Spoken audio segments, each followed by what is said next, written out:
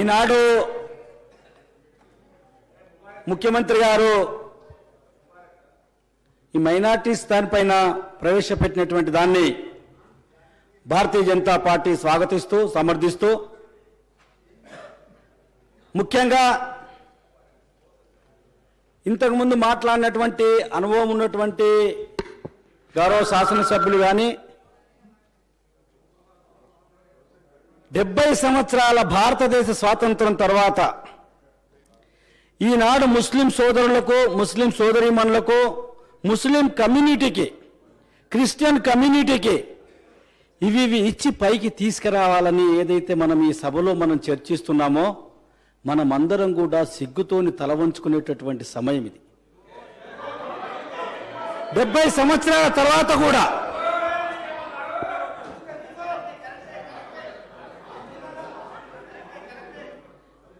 ఏం చేస్తాం అధికారంలో అరిచి అరిచి అరిచి మన తెలంగాణ రాష్ట్రం సాధించారు మీరు ఇంకా అరుస్తాను అంటున్నారు ఇనేంటి జరా నేనేం చెప్పినా ముందేం చెప్పినా అర్థం చేసుకోండి అధ్యక్ష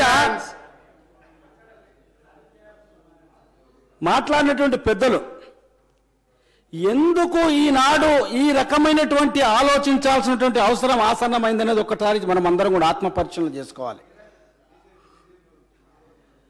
భారతీయ జనతా పార్టీ భారతీయ జనసంఘ్ మిత్రుడు అంటున్నాడు మేము ముస్లింలకు వ్యతిరేకం అని చెప్పని మా మీద ఒక పెద్ద గుట్ట తీసుకొచ్చి పెట్టింది ఇన్ని సంవత్సరాలు మరి మీరు అధికారంలో ఉన్నారు మీరు ఎందుకు చేయలేదు ఆయన మేమంటే చేయలేదంటున్నారు మీరు మా మిత్రుడు అంటున్నాడు సంపత్ గారు చేసే అవకాశం ఉన్నటువంటి వాళ్ళు మీరు ఎందుకు చేయలేదు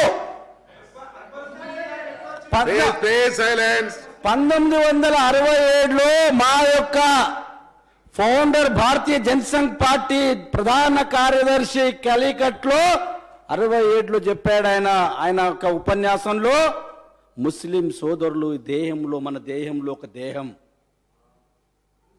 మన రక్తంలో ఒక రక్తం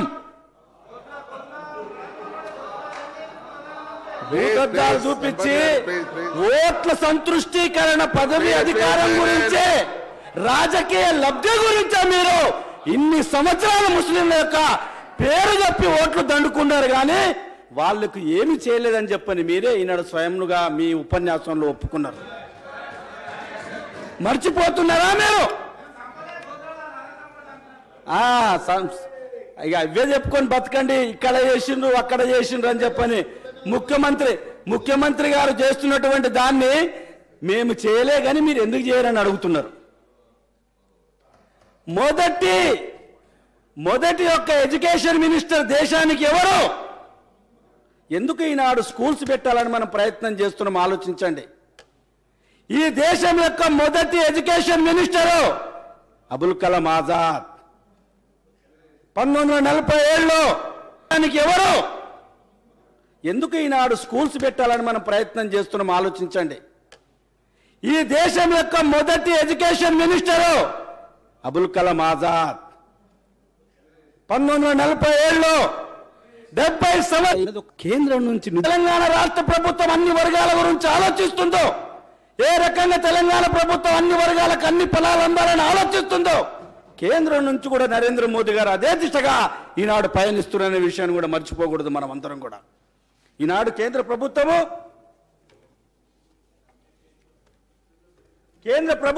ఎంఎస్డిపి అని చెప్పని సికోర్ కమావ్ అదే రకంగా నయ ఉడాన్ స్కీమ్ నయా మంజిల్ ఎవరైతే యూపీఎస్ఎస్సి ఎగ్జామ్ రాయడానికి 800 మంది విద్యార్థులకు కావాల్సినటువంటి వ్యవస్థ ఏర్పాటు చేస్తుంది ఈనాడు కేంద్ర ప్రభుత్వం అదే రకంగా 143 కోట్ల రూపాయలతోని సికోర్ కమావ్ అని చెప్పని ఏదైతే స్కీమ్ తీసుకొచ్చిందో ఇది స్కీమ్ కాదా మీరు ఎప్పుడైనా ఆలోచించారా వాళ్ళ గురించి అని అడుగుతున్నారు ఎందుకని మీరు వాళ్ళ గురించి పట్టించుకోలేదు ఈనాడు ఇప్పటిదాకా అక్బర్ సాబ్ చెప్పారు ఇంకా ఇందులోనే ఇంకా వారి యొక్క ధ్వని వినిపిస్తుంది మనకు వారి తర్వాత నాకు ఇస్తారనుకున్నాను కానీ నాకు ఇవ్వలేదు ఈనాడు ఏదైతే వక్ఫ్ బోర్డు అనౌన్స్ చేసినటువంటిది సబ్జెక్ట్ టు కరెక్షన్ 77 లక్షల ఎకరాల భూమి తెలంగాణ రాష్ట్రంలో ఉన్నదనేది వాస్తవమా కాదా అన్నది ఒక్కసారి ఆత్మ పరిశీలన చేసుకోండి 53 లక్షల ఎకరాలు అన్యాక్రాంతమైపోయింది మన స్థలాలన్నీ కూడా మైనార్టీ సోదరులది. ఎందుకని మనం పట్టించుకోవడం లేదు. సిటీలో అంటే ఈనాడు 50 లక్షల పై చిలుకున్నటువంటి తెలంగాణ రాష్ట్రంలో మైనార్టీ సోదరుల యొక్క జనాభా తీసుకుంటే ముస్లిం సోదరులు 21 లక్ష ఖాళీ హైదరాబాద్ సిటీలో ఉన్న 15 అసెంబ్లీ నియోజకవర్గాలలో ఉన్నాయి. వాళ్ళ గురించి ఇలా మనం ఆలోచిస్తున్నాం. వాళ్ళు ట్యాక్స్ కట్టడం లేదా? సబ్బు కొంటే ట్యాక్స్ కడతలేరా?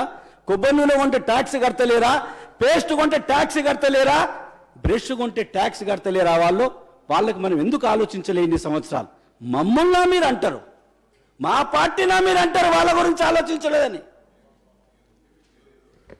ఈనాడు ఇంతకుముందు మాట్లాడుతూ అక్బర్ సాబ్ చెప్పాడు, రాజస్థాన్లో మైనార్టీల యొక్క పెళ్లిల గురించి సాయం చేస్తున్నారని చెప్పాడు. ఎస్, రాజస్థాన్లో ఎవరి గవర్నమెంట్ ఉంది? ఆలోచించండి, ఒకసారి ఆత్మ పరిశీలన చేసుకోండి. ఇది అందరం తలదించుకునేటటువంటి, ఎవరైతే అధికారంలో ఇన్ని సంవత్సరాలు ఉండి వాళ్ళ గురించి ఆలోచించినటువంటి వాళ్ళు ఎవరైతే ఉన్నారో వాళ్ళు ఒక్కసారి ఆత్మ పరిశీలన చేసుకోవాలి. మిత్రమా, ఎవరైతే అటల్ బిహారీ వాజ్పేయి గారు 1977లో విదేశాంగ శాఖ మంత్రిగా ఉండి ఈనాడు హజ్ పోవడానికి హైదరాబాద్ నుంచి ఫ్లైట్ వచ్చిందంటే అటల్ బిహారీ వాజ్పేయి గారు ప్రధానమంత్రిగా ఉన్నప్పుడే. ఇది కాదంటారా? చెప్పండి. మీరు ఎందుకు ఆలోచించలేదు చిన్న చిన్న విషయాలలో? ఈనాడు గౌరవ ముఖ్యమంత్రి గారు చెప్పారు వక్ఫ్ బోర్డు గురించి అన్ని రకాల యొక్క వారికి జ్యుడిషియల్ పవర్స్ ఇస్తామని చెప్పని. జ్యుడిషియల్ పవర్ ఎంబడే ఇవ్వాలి. ఈనాడు వక్ఫ్ బోర్డు తరఫు నుంచి హైకోర్టులో కేసు వేశారు అప్పటి చైర్మన్ ఆబిద్ రసూల్ ఖాన్ గారు. కేసు ఇప్పటికీ నడుస్తుంది. కేసు నంబర్ కూడా 12627/2016 ఇప్పటికీ హైకోర్టులో పెండింగ్ ఉంది. ఏమని? ఈ యొక్క అన్యాక్రాంతమైనటువంటి మైనార్టీ సోదరులు వక్ఫ్ బోర్డు ప్రాపర్టీస్ ఏవైతున్నాయో దీని మీద అన్ని కూడా సిబిఐ ఎంక్వైరీ పెట్టాలని చెప్పని వారు హైకోర్టులో పిటిషన్ వేశారు. సిబిఐ డిపార్ట్మెంట్ తరఫు నుంచి కోర్టులో వాళ్ళు కూడా పిటిషన్ వేశారు. ఒకవేళ రాష్ట్ర ప్రభుత్వం గిట్ట కన్సెంట్ ఇచ్చినట్టయితే, హైకోర్టు డైరెక్షన్ ఇచ్చినట్టయితే తప్పనిసరిగా మేము చేస్తామని ఆ ఉత్తరం ద్వారా మళ్ళీ హోమ్ మినిస్టర్కు Abid Rasool Khan chairman as a Waqf board chairman గా ఆయన లెటర్ రాస్తే వారు అక్కడి నుంచి కన్సెంట్ రాష్ట్ర ప్రభుత్వం ఇచ్చినట్టయితే మేము తప్పనిసరిగా సిబిఐ ఎంక్వైరీ చేపిస్తాం దీంట్లో ఉన్నట్టయితే అని చెప్పడం జరిగింది. ఆ కాగితాలు కూడా మన దగ్గర పంపిస్తా అధ్యక్ష. నేను ఇవన్నీ కూడా ఎందుకని మనము ఇంత పెద్ద ప్రాపర్టీ అక్బర్ గారు చెప్పినట్టు వారితో నేను ఏకీభవిస్తున్నాను. మనం చేయాల్సిన అవసరం లేదు. వాళ్ళ ఆస్తులు వాళ్ళ కాపాడి పెట్టి దాంట్లో వచ్చేటటువంటి ఇన్కంతోనే వాళ్ళని పైకి తీసుకురావడానికి అవకాశం ఉన్నటువంటి ఈ భూములను పరిరక్షించడానికి మనం ఎందుకు పట్టించుకోవడం లేదు? ఆస్తులున్నాయి, రెంట్లు ఎన్ని వస్తున్నాయి ఒక్కసారి ఆత్మ పరిశీలన చేసుకోవాలి. దీని వెనకాల ఎవరెవరు ఉన్నారు? ఒక్క ఉదాహరణ చెప్తే అధ్యక్ష, దీంట్లో కుకుట్పల్లిలో ఉన్నటువంటి మెట్రో రైలుకు 850 గజాలు మెట్రో రైలు వాళ్ళు ల్యాండ్ అక్వైర్ చేసుకుంటే జిహెచ్ఎంసి మున్సిపల్ కార్పొరేషన్ ఒక వ్యక్తికి ఈ ప్రాపర్టీ నాదని లెటర్ ఇస్తే 1,85,00,000 రూపాయలు షాలే అబ్బాస్ అనే అతనికి survey number 115 and 583 Moosapet village Kukatpally మండలే రంగారెడ్డి డిస్ట్రిక్ట్ మెట్రో రైలు వాళ్ళు తీసుకుంటే 1,85,00,000 831 గజాలకు 1,85,00,000 ఇచ్చింది అధ్యక్ష. దీనిపైన మా వాళ్ళు కంప్లైంట్ చేసి వక్ఫ్ బోర్డు చెప్తే వక్ఫ్ బోర్డు రికార్డు తీసి ఇది వక్ఫ్ బోర్డు ల్యాండ్ ఎట్లు ఇచ్చారని చెప్పని మున్సిపల్ అధికారుల మీద హైకోర్టులో కేసేస్తే మున్సిపల్ కార్పొరేషన్ పిటిషన్ వేసింది, అవును మేము ఇచ్చింది తప్పే అని చెప్పని. మేము డబ్బులు ఇచ్చింది తప్పే ఇది. మరి ఎందుకు వక్ఫ్ బోర్డుకి డబ్బులు ఇవ్వడం లేదు? ఎందుకు అతని దగ్గర ఈ డబ్బులు లాగడం లేదు? దీని వెనకాల ఎవరున్నారు అనేది అందరం కూడా ఆత్మ పరిశీలన చేసుకోవాలి. మనం వేల లక్షల కోట్ల రూపాయల ఆస్తులు ఈనాడు అన్యాక్రాంతం అయిపోయింది. వక్ఫ్ బోర్డు ప్రాపర్టీస్ అన్ని కూడా ఈనాడు ఏవైతే 200 స్కూల్స్ మనం పెట్టి వాళ్ళ చదువు గురించి ఆలోచిస్తున్నటువంటిది ఈనాడు మదర్సాలు ఉన్నాయి. ఈనాడు మదర్సాలలో చదువుతున్నటువంటి పిల్లలు 60,000 మంది ఉన్నారు. ఎంతో మంది దాతలు ఆ స్కూల్స్ నడపడానికి ఇస్తున్నారు. అవి కూడా ఈనాడు ఇంగ్లీష్ మీడియం లేదు అక్కడ. దానికి బోర్డు వేయండి. దాని వెనకాల జరుగుతున్నటువంటి కుతంత్రాలు ఏంటివి? ఆ డబ్బులు ఎక్కడ మల్లుతున్నాయి?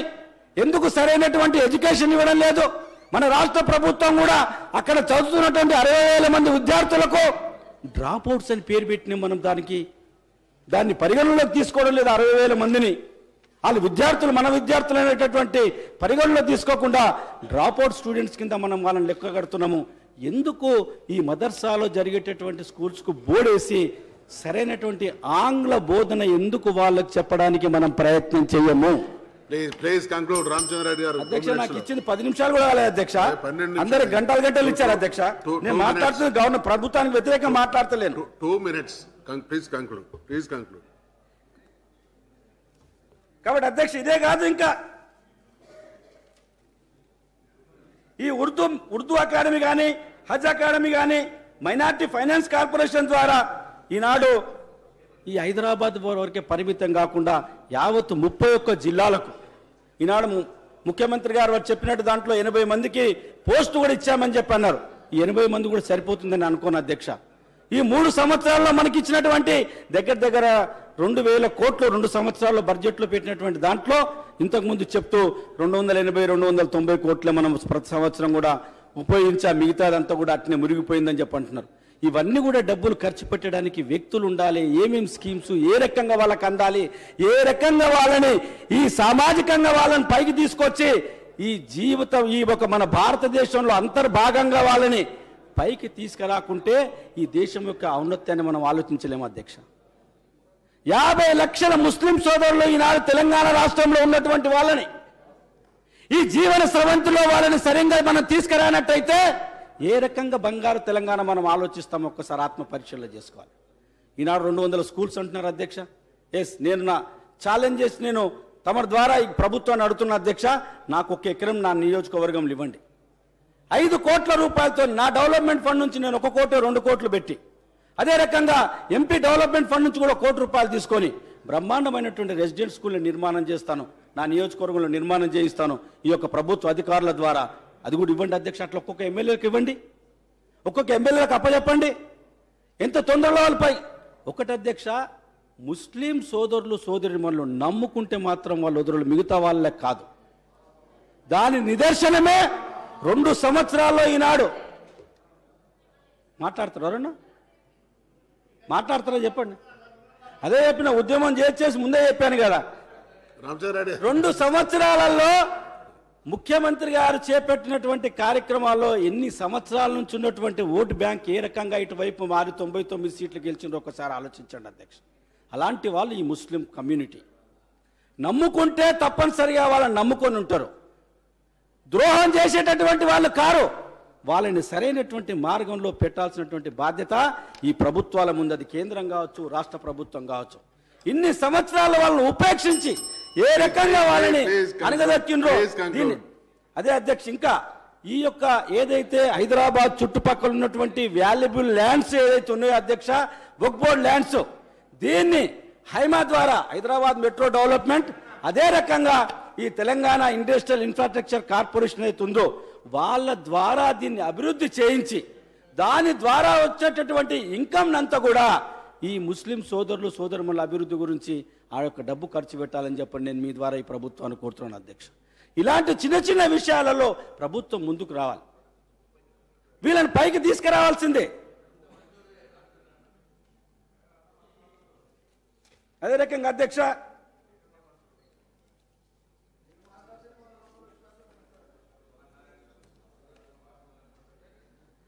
అధ్యక్ష, अनपढ़ता को हटाएंगे, तालीमात दिलाएंगे, बेरोजगार हटाएंगे, खुशहाली लाएंगे, नफरत मिटाएंगे, मोहब्बत बढ़ाएंगे, बंटवारा मिटाएंगे, भाईचारा बनाएंगे. ఈ నిదానంతో ముందుకు పోవాలి అధ్యక్ష.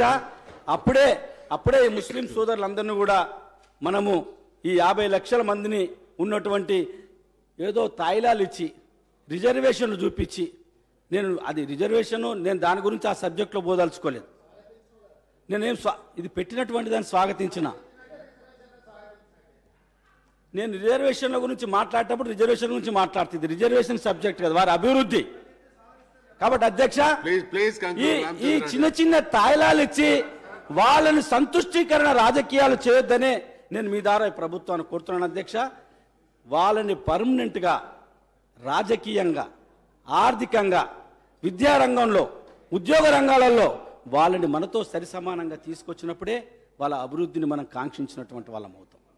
అంతేగాని తాయిలాలు ఇచ్చి ఏదో చేతికి బెల్లం బట్టి స్కూల్లో చిన్నగా ఉన్నప్పుడు ఇట్లా అన్నట్టు కాకుండా అధ్యక్ష, వాళ్ళకు కావాల్సినటువంటి మనము ఈనాడు చూడండి అధ్యక్ష, ఈ 70 సంవత్సరాల్లో ఎంతమంది 20 సంవత్సరాల్లో 30 సంవత్సరాల్లో కోటీశ్వరులు అయిందో మనం ఒక్కసారి మనం బేరీజు చేసుకుందాం. ముస్లింస్ ఎంతమంది వ్యాపారం. రేవంత్ రెడ్డి గారు వన్ మినిట్ లో కంక్లూడ్ చేయండి. One minute. ఎంతసేపు మాట్లాడినా ఎంతసేపు మాట్లాడిన చెప్పండి మీరు ఎంతసేపు మాట్లాడిన చెప్పండి సార్. 15 నిమిషాలు చెప్పండి ఎంతసేపు మాట్లాడి 10 నిమిషాలే నాకు ఇచ్చింది. రామచంద్రారెడ్డి గారు 15 నిమిషాలు 10 నిమిషాలే సార్. 15 నిమిషాలు దాటిపోయింది. Last 1 minute please conclude. కాబట్టి అధ్యక్ష, వాళ్ళని ఈ జీవన స్రవంతిలో తీసుకురావడానికి అందరం కూడా అన్ని రాజకీయ పార్టీలు, ఈ ఒక రాజకీయ పార్టీ అనట్లే అధ్యక్ష, అన్ని రాజకీయ పార్టీలు సమిష్టిగా ఒక కలిసికట్టుగా వాళ్ళ వెల్ఫేర్ ఏ రకంగా ఉండాలి, ఏం చేయాలనే దాని మీద ఆలోచించినట్టయితే మనం సరైనటువంటి పద్ధతిలో వాళ్ళకు కూడా న్యాయం చేకూర్చున్నటువంటి వాళ్ళం అవుతాం అధ్యక్ష. అప్పుడే మన బంగారు తెలంగాణను ఆశించిన వాళ్ళం అవుతాం అధ్యక్ష. ఉన్నటువంటి 4 కోట్ల పై జనాభాలో 50 లక్షలు ఉన్నటువంటి వీళ్ళని మనము దూరం పెట్టి వీరి యొక్క మనం ఆ తెలంగాణ బంగారు తెలంగాణను ఆశిస్తే అది లాభం ఉండదు అధ్యక్ష. వాళ్ళను కూడా పైకి తీసుకురావాలి, అతి త్వరలోనే వాళ్ళని పైకి తీసుకురావాలి.